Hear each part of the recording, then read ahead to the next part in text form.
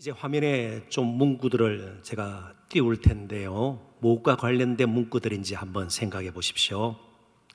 그리고 이 문구들을 제가 한번 읽어 드리도록 하겠습니다. 청와대의 직접 소통은 국민이 물으면 정부가 답한다는 철학을 지향합니다. 국정 현안 관련 국민들 다수의 목소리가 모여 30일 동안 20만 이상 추천 청원에 대해서는 정부 및 청와대 책임자 갈로 열고 각 부처 및 기관의 장, 대통령 수석, 비서관, 보좌관 등 이 책임자가 답하겠습니다. 어떤 내용인지 여러분 충분히 짐작이 가시고 짐작 정도가 아니죠. 아실 겁니다. 청와대 국민청원 웹사이트의 바탕 화면에 올려져 있는 안내 문구입니다. 오늘 저녁 우리가 다룰 말씀의 주제는 국민청원으로서의 기도입니다. 청와대에 올리는 청원이 아니라 하나님의 보좌 앞으로 올려드리는 우리의 청원, 함께 부르짖으며 올려드리는 간구, 간청, 그렇게 이해를 하면 좋겠습니다. 그런데 청와대 국민청원은 누구나 할 수 있습니다. 학식에 관계없어요. 그렇습니다. 나이 관계없습니다. 수입에 많고 저는 관계없습니다. 사회적인 신분 지위 관계없습니다. 누구나 할 수 있습니다. 그런데 문제는요, 청원에 시간이 걸립니다. 최소한 한 달 기다려야 되고요, 또 몇몇 사람만 뜻이 모아진다고 되는 것이 아닙니다. 20만 명 이상의 동의가 있어야 청원한 것에 답을 얻을 수 있습니다. 그런데 우리가 하나님께 올려드린 청원은요, 어때요? 개인적으로 할 수 있어요. 이처럼 모여서 합심해서 기도하면서 공동체적으로도 할 수 있어요. 간구하는 내용이나 방식이 다 다를 수 있어요. 성경에 보더라도 한나처럼 속삭이듯이 기도하는 사람이 있고요, 삼손처럼 정말 생명을 걸고 다곤 신전에서 마지막 부르짖는, 정말 피를 토하듯이 하나님, 엘로힘, 여호와, 또 주, 아도나이, 부를 수 있는 하나님 이름을 다 부르면서 부르짖는 기도도 있는 거예요. 이분만 나를 강하게 하사, 속삭이듯이 안 해요. 다곤 신전에서 정말 누가 듣더라도 다 들을 수 있을 정도의 큰 목소리로 하나님께 부르짖었을 것입니다. 그리고 정말 때로는 너무 막막해서 입술로는 표현 안 되는 마음에 우리의 고통, 아픔, 쓰라림, 이런 것들로 성령께서 다 헤아리셔서 하나님 앞으로 다 전달이 되는 것이죠. 작은 자의 신업에도 응답하시는 그런 복음성과 가사도 있지 않아요?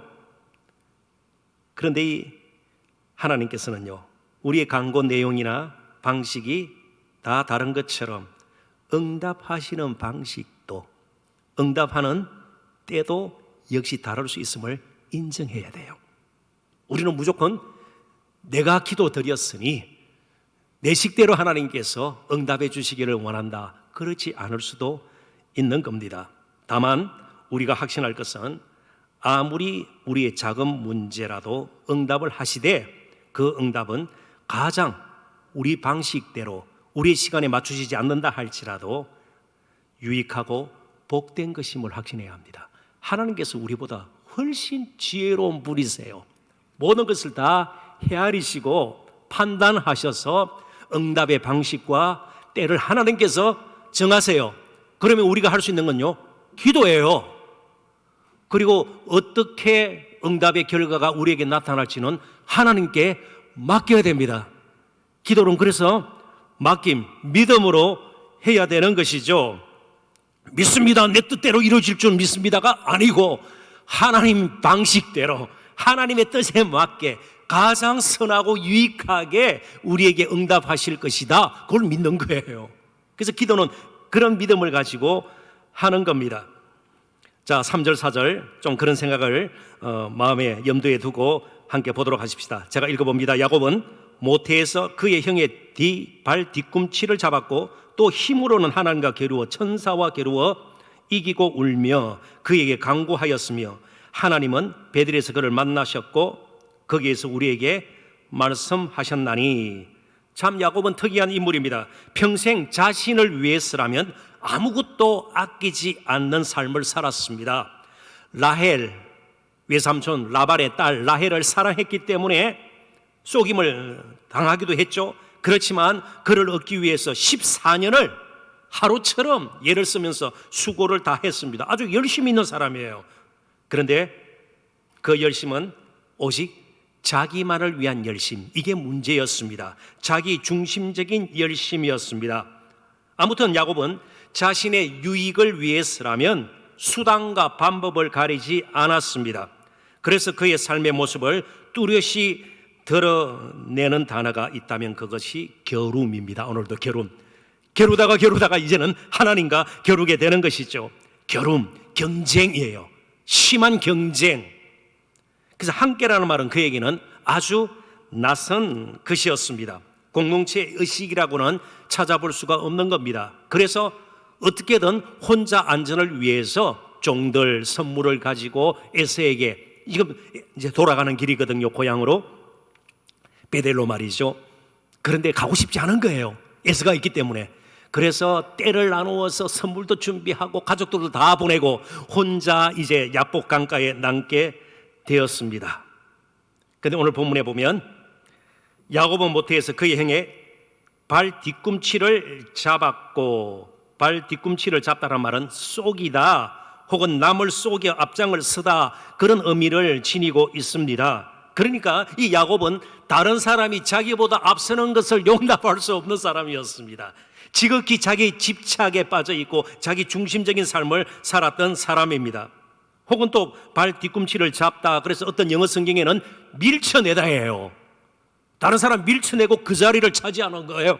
이게 야곱의 삶의 모습이었습니다. 그리고 계속 이어지는 말씀 보면 또 힘으로는 의미는요, 인간적인 힘, 이것도 될 수가 있지만 혹은 작년에, 이 말은요, 태어났을 때부터 태어나기도 전에 쌍둥이 형 에스의 발목을 잡지 않았어요? 그리고 작년에 이르기까지, 이 말은요, 평생토록 그렇게 살았다는 겁니다. 평생을 자신을 의지하고 살았습니다. 이제 그의 인생에 전환점이 옵니다. 드디어 하나님과 겨루게 된 것입니다. 창세기 32장 24절의 도움을 얻으면 조금 더 그림이 뚜렷해질 것 같습니다. 야곱은 홀로 남았더니 어떤 사람이 날이 새도록 야곱과 실험하더니, 이게 어떤 사람이 누구일까요? 하나님이지요. 어떤 사람이 날이 새도록, 오늘 본문에도 하나님과 겨루어 천사와 겨루어 이기고 그랬거든요. 하나님이 나타나신 겁니다.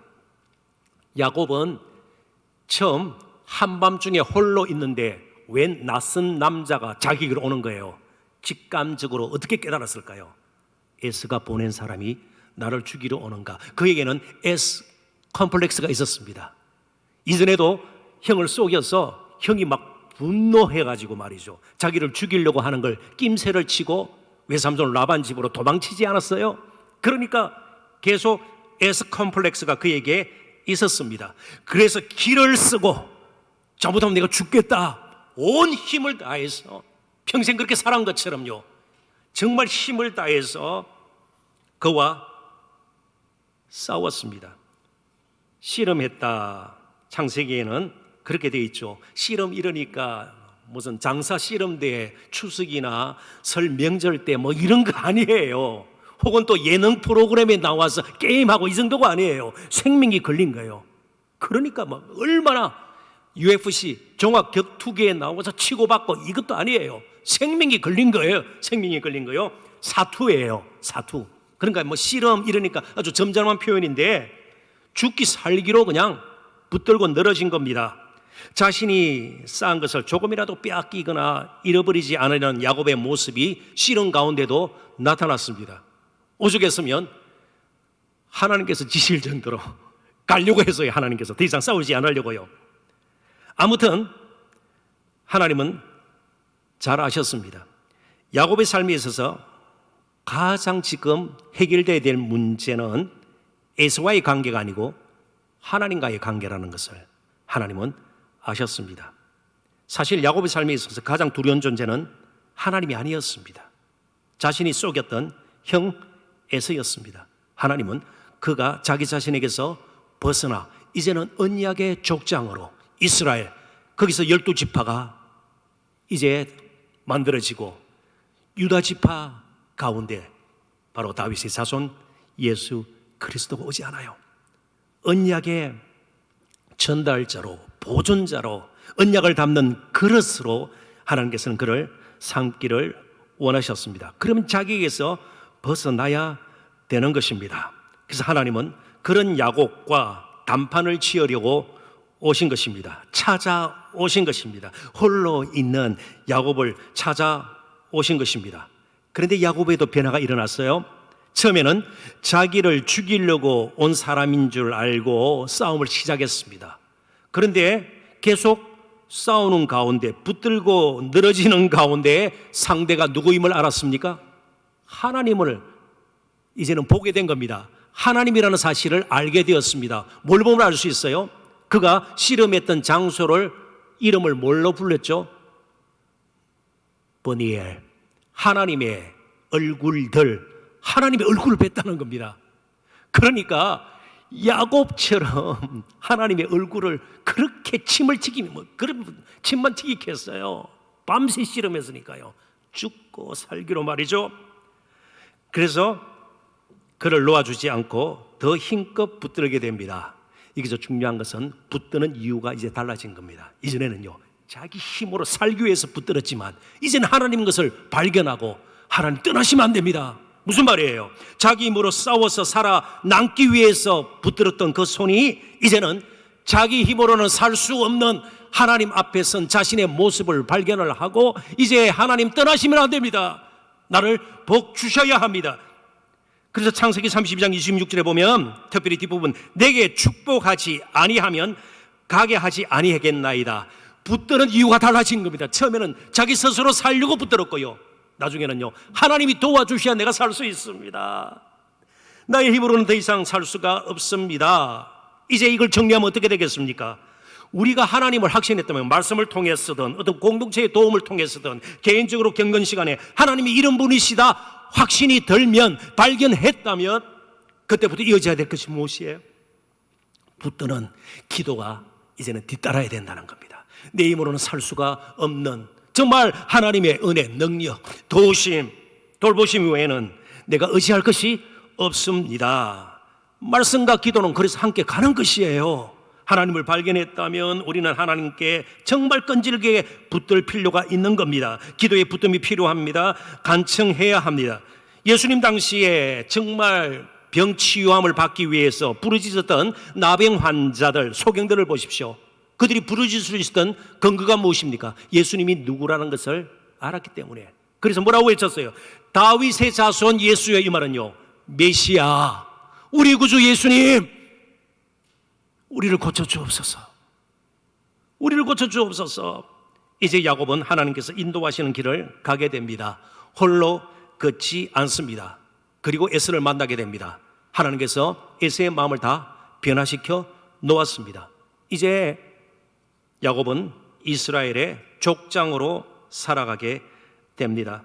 이 위기의 때, 그리고 우리 개인적으로, 교회적으로, 가정적으로 영혼의 이처럼 칠흑 같은 어두운 밤에 약복 강가에 홀로 남아있던 야곱처럼 우리들이 지금 그런 시간을 보내고 있습니다. 전쟁 난리죠. 전염병 난리죠. 우리에게 가장 필요한 것이, 창세기는 나와 있지 않지만 오늘 호세아서 본문에는요, 울며 야곱이 울었습니다. 정말 울음이 나올 것 같지 않은 그였지만 울며 간청을 했습니다. 오늘 어렵고 힘들수록 우리에게 필요한 것이 이 눈물의 기도입니다. 눈물의 기도를 흘려야 될 때, 하나님을 붙들어야 할 때 붙들지 못하면요, 또 다른 눈물을 우리는 흘리게 됩니다. 히브리서 12장 17절 자세히 보십시오. 너희가 아는 바와 같이 그 후에 축복을 이어받으려고 눈물을 흘리며 구하되 버림바가 되어 회개할 기회를 얻지 못하였느니라. 에서 이야기입니다. 팥죽 한 그릇에 장작분을 팔고 하나님의 언약을 무시했던, 그래서 나중에 깨닫고 이게 아니구나, 때가 지나간 뒤 회한의 눈물을 흘리게 되는 것이죠. 오늘 눈물의 기도로 하나님께 함께 나아가십시다. 하나님께서 먼저 찾아오셨습니다. 야곱이 하나님을 찾지 않았습니다. 은혜지요. 하나님께서 홀로 칠흑 같은 밤에, 그게 뭐 민가가 있는 것도 아니고 말이죠, 그곳에 야곱을 불쌍히 여겨서 찾아오셨습니다. 이 칠흑 같은 죄와 갈등과 악으로 가득 찬 이 어두운 세상에 예수님께서 오셨습니다.